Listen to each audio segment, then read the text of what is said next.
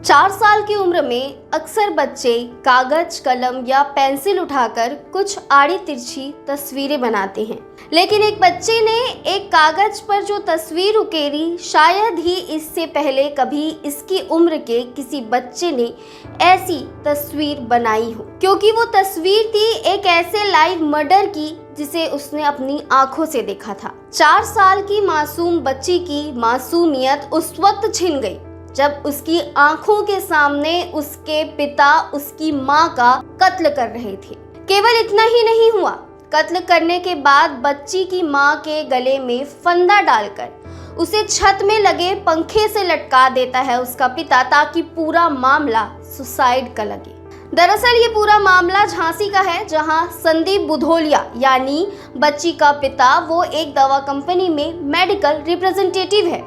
उनकी शादी 27 फरवरी 2019 को मध्य प्रदेश के टीकमगढ़ जिले की रहने वाली सोनाली से हुई थी। सोनाली बच्ची की मां का नाम है। संदीप और सोनाली की शादी पर सोनाली के पिता ने संदीप को 20 लाख रुपए दहेज में दिए थे, लेकिन संदीप को 20 लाख के अलावा गाड़ी भी चाहिए थी। अब जो रिश्ता ही लालच की बुनियाद पर टिका हो, वो कब तक टिकता। शादी के बाद से ही लालची ससुराल वालों ने सोनाली को तंग करना शुरू कर दिया। 3 साल जैसे तैसे गुजरे, फिर तीसरे साल सोनाली ने एक बेटी को जन्म दिया जो आज 4 साल की उम्र की हो चुकी है।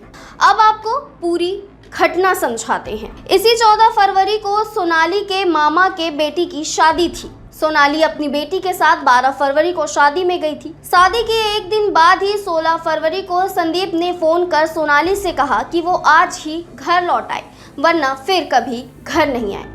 पति की धमकी पर सोनाली 16 फरवरी को ही घर लौट आई।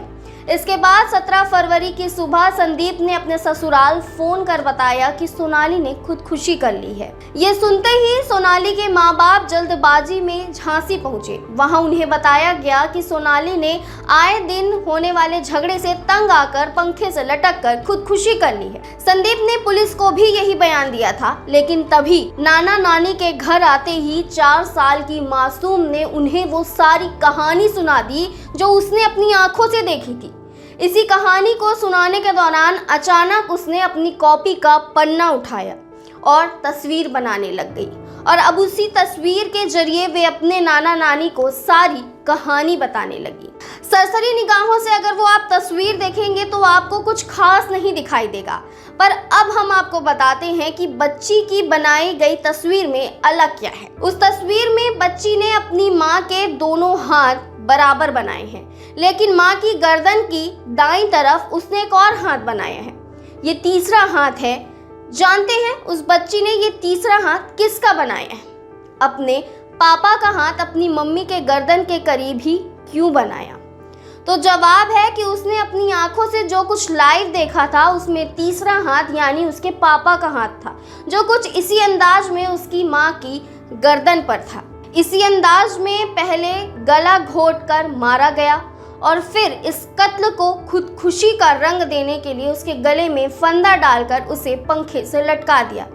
पर इत्तेफाक से ये बच्ची अपने ही पापा के हाथों अपनी ही मम्मी के कत्ल की चश्मदीद बन गई थी। अब इसी तस्वीर के जरिए वो अपने नाना नानी को सारी कहानी बताने लगी। कहानी सुनते ही बच्ची के नाना नानी और दूसरे रिश्तेदारों ने फौरन पुलिस को इसकी जानकारी दी। इधर तब तक पोस्टमार्टम रिपोर्ट भी आ चुकी थी। पोस्टमार्टम रिपोर्ट में साफ था कि सोनाली की मौत फंदा कसने से हुई, लेकिन मौत से पहले के भी कुछ एंटीमॉर्टम जख्म भी थे। अब आपको बताते हैं कि एंटीमॉर्टम जख्म क्या होते हैं। एंटीमॉर्टम जख्म वो होते हैं जो किसी जिंदा शख्स को दिए जाते हैं। अब पुलिस ने बच्ची से भी पूछताछ की, क्योंकि वो अपनी मम्मी के कत्ल की चश्मदीद गवाह थी। बच्ची ने भी पुलिस वाले अंकल को वही तस्वीर दिखाई और वही कहानी सुनाई। इसी के बाद पुलिस ने कत्ल के इंजाम में संदीप को गिरफ्तार कर लिया और उसके घर वालों के खिलाफ दहेज उत्पीड़न का मामला दर्ज कर लिया। पुलिस की शुरुआती तफ्तीश के मुताबिक 16 फरवरी की रात को ही संदीप ने सोनाली को बुरी तरह पीटा था। तब संदीप को लगा था कि उसकी 4 साल की बेटी सो रही है, लेकिन ये मासूम डरी सहमी सब कुछ अपनी आंखों से देख रही थी और वही देखी हुई चीज इसने तस्वीर में उतारी है। इस पूरी कहानी के बाद आपने ये तो समझ लिया होगा कि आज की दुनिया में कितनी दरिंदगी फैली हुई है।